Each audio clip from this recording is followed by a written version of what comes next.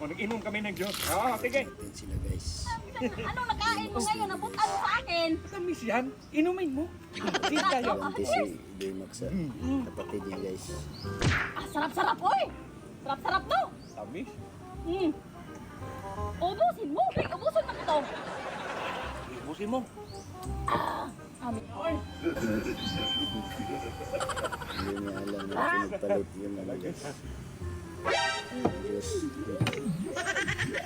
Oh, ano nangyari sa'yo dan? Oh, nakutaw na. Buhat tayo ng harina, guys. Uus natin sa kanya.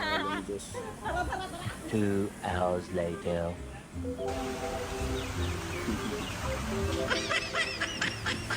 Thank you.